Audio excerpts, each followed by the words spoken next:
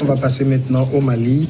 L'ex-président malien Amadou Toumani Touré, renversé en 2012, est rentré définitivement d'exil à Bamako, où ses partisans s'interrogent sur un éventuel retour en politique au moment où la situation du pays est extrêmement préoccupante.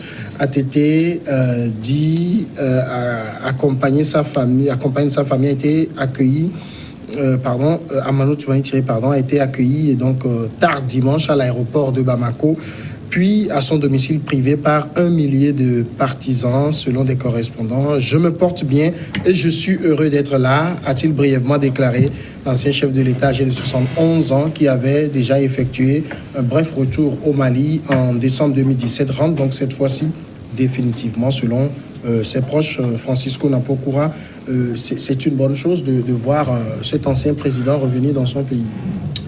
Oui, c'est toujours bon pour que tous les fils, filles des pays soient chez eux et qu'ils se sentent à l'aise et chez eux. On a constaté ce retour également au Niger, où l'ancien président de l'Assemblée nationale est rentré, mais seulement lui, on l'a foutu en prison. Donc ATT vient de rentrer. C'est une bonne chose parce que le climat d'insécurité qui sévit au Mali, bien sûr qu'il était là lorsque les envahisseurs avaient commencé par prendre même jusqu'à la moitié du pays avant d'être renversés.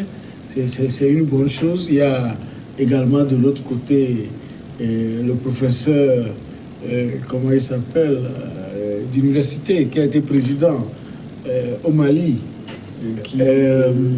Comment on l'appelle Non, oui, au Mali, c'est celui qui avait, après la conférence, disons, après le coup d'État de ATT, et qui avait pris le pouvoir, qui a exercé 2 mandats avant l'arrivée de ATT. Oui, c'est Alpha Donc, ces pièces maîtresses ont leur rôle à jouer, parce que de toutes les façons, ils sont d'une ou de l'autre région et ils doivent apporter leur contribution. On ne peut que saluer son retour, mais pas pour venir briguer à un nouveau mandat présidentiel, mais venir apporter leur expertise, ce qu'ils n'avaient pas pu faire quand il était au pouvoir, mais peut-être qu'il peut le faire maintenant. Alors, ATT Firmin, il rentre parce que bon, le Mali c'est son pays, il rentre au pays, ou bien il y a des intentions derrière? Non, peut-être, il peut y avoir des intentions derrière, mais je pense qu'il doit être préoccupé par la situation déjà préoccupante sur le plan sécuritaire du Mali. Je pense que si la situation est comme ça aujourd'hui, c'est aussi de la responsabilité de ATT. Parce qu'il devrait terminer son mandat en avril 2012. Il a été renversé en mars. Le 22 mars. À l'époque, on nous a appris qu'il était tellement souffrant et il voulait vite partir. Donc la situation sécuritaire le préoccupait moins. Les gendarmes, les policiers, les militaires, toute l'armée échangeait beaucoup avec lui par rapport à la situation sécuritaire au nord du Mali. Mais il réagissait peu, il était... ses proches, ses militaires le traitaient d'incompétent à l'époque, parce qu'on lui disait que mais ce qui allait arriver allait être tellement grave, mais il n'arrivait pas à répondre. C'est pour cela que ces militaires, dont Sanogo, le capitaine Sanogo, ont été obligés de faire le coup d'État pour prendre à bras le corps la situation. S'il avait peut-être été un peu plus avisé sur la situation sécuritaire du Mali, je pense qu'on ne serait pas trop dans ce cas, parce qu'il avait été trop réticent sur la situation. Aujourd'hui, avec toute son expérience, je pense qu'il va beaucoup aider le Mali. Mais c'est quelqu'un dont il faut saluer un peu l'esprit fort, l'esprit démocratique. Quand il avait fait le coup d'État, mais il a facilement remis le pouvoir. Et je pense que c'est lui qui a dit que, je me rappelle, j'avais suivi une de ses interventions à la radio, à l'époque, peut-être on n'était pas encore jeune, mais très récemment j'ai suivi, et il disait que quand il devrait aller rendre le pouvoir, il était allé avec tout un cortège avec des phares, avec tout ce qui entoure. Maintenant, quand il devait rentrer, il est rentré seul dans son véhicule. Plus personne ne savait que c'était lui qui était dans son véhicule. Donc, c'est là où il a dit, mais il a compris pourquoi les gens n'aiment pas quitter le pouvoir. Il a compris le poids du pouvoir et le sens du pouvoir. Et aujourd'hui, en 2002, il est arrivé au pouvoir et en 2012, il est parti pratiquement facilement comme ça. Et après, il a quitté le pays et il revient aujourd'hui. C'est pour cela qu'on l'aime comme ça. Il garde sa popularité. C'est quelqu'un dont il faut saluer l'esprit démocratique et l'esprit d'alternance. Mais aujourd'hui, on a besoin de lui parce que l'actuel président et l'armée n'arrivent pas à s'en sortir face à cette situation. C'est quelqu'un qui connaît profondément le Mali. Il connaît profondément le Mali, un pays qui a déjà 10 frontières avec des frontières poreuses et tout ça. Il connaît l'armée. Je pense qu'il peut apporter son expertise militaire et toute son expertise sécuritaire en ce qui concerne la lutte contre le terrorisme. Il y a des centaines de Maliens qui sont morts, l'état-major qui n'est pas en réalité un état-major efficace. Donc on a besoin de lui aujourd'hui. Alors, Credo Tété, le fait pour le président Ibeka de laisser ATT revenir, parce qu'ATT ne serait pas revenu s'il n'y avait pas eu cette volonté politique d'Ibeka, c'est parce qu'Ibeka a besoin de lui aujourd'hui? Non, je crois que Ibeka a besoin de fédérer les énergies. Et parlant de cette fédération d'énergie, donc il faut tendre la main à tous ceux qui ont eu à exercer le pouvoir en des moments assez critiques également du Mali. Et là, Firmin allait sur ce terrain en disant qu'au début même de la situation qui est critique aujourd'hui du côté du Mali. Donc, le général ATT était là et il connaissait un peu les insuffisances sécuritaires dans ce pays. Et en permettant, je dis bien en permettant, je pèse bien mes mots, en permettant son retour au pays, donc le président Ibeka va beaucoup plus profiter de ses expériences et également de son carnet d'adresses afin de ratisser large et faire de la question sécuritaire, disons, un enjeu commun à tous les Maliens. Donc, il saura également. Aujourd'hui, il n'est pas question, c'est vrai, des esprits s'interrogent, est-ce qu'il va pouvoir être un nouveau candidat?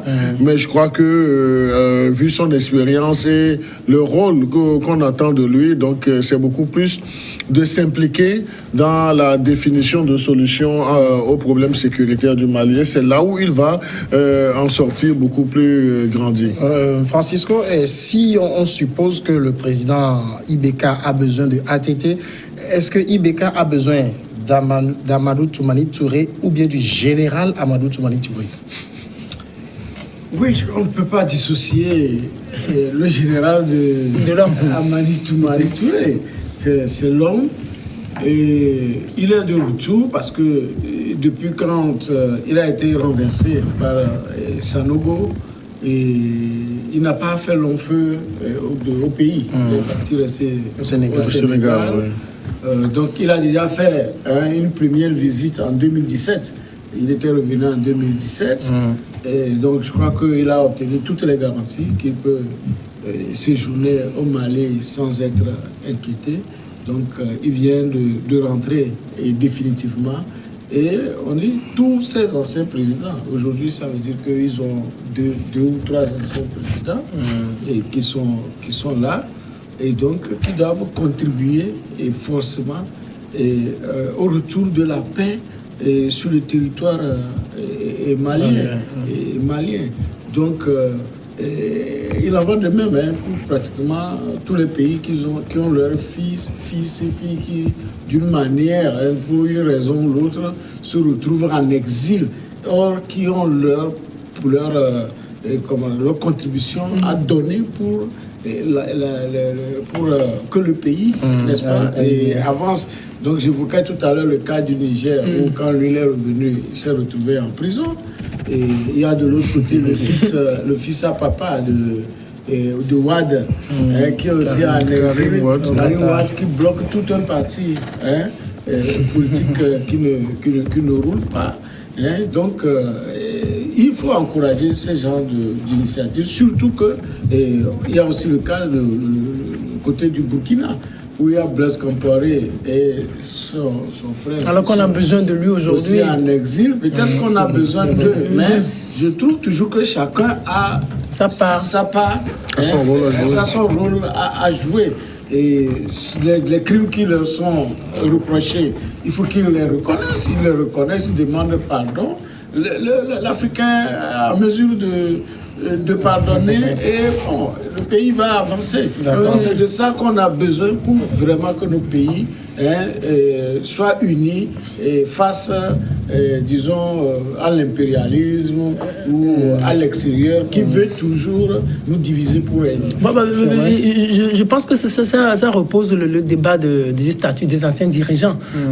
Parce que je vois que le Mali est tellement avancé sur ce plan-là. Parce qu'entre-temps, on avait ouvert une enquête, on avait demandé à l'Assemblée d'ouvrir, en 2016, d'ouvrir une enquête. Pour haute trahison. Oui, pour haute trahison contre le président ATT, mais l'Assemblée l'avait rejeté en majorité. Donc je pense que le Mali est tellement ancré sur ce plan démocratique-là. C'est quelque chose qu'il faut avancer, qu'il faut inculquer dans nos mœurs. Si on arrive à vraiment sécuriser ce niveau-là, il va être difficile aux dirigeants africains de s'accrocher au pouvoir. C'est parce que la question fondamentale qui se pose et qui fait que certains dirigeants s'accrochent toujours au pouvoir, c'est parce qu'on se demande, mais de quoi le lendemain sera fait? Si on quitte le pouvoir là maintenant, est-ce qu'on ne va pas être poursuivi? Regardez par exemple, Francisco Napogoura a évoqué tout à l'heure le cas de Blaise Compaoré et de son frère et tout ça, de Karim Ouattara, que ce sont des gens dont peut-être l'Afrique a besoin aujourd'hui pour se construire. Donc je pense que nous avons un problème, c'est que c'est l'émotion en fait. L'émotion, on est toujours ému parce qu'on se dit peut-être ceux-là, ils ont dirigé, ils ont eu à voler, ils ont eu à piller, ils ont été des corrompus à un moment donné. Je pense qu'il faut pardonner, il faut revoir. Si on veut construire en tout cas le continent africain, je pense qu'il faut revoir ces valeurs-là. D'accord, nous allons marquer la pause et puis on va revenir juste derrière pour le Togo.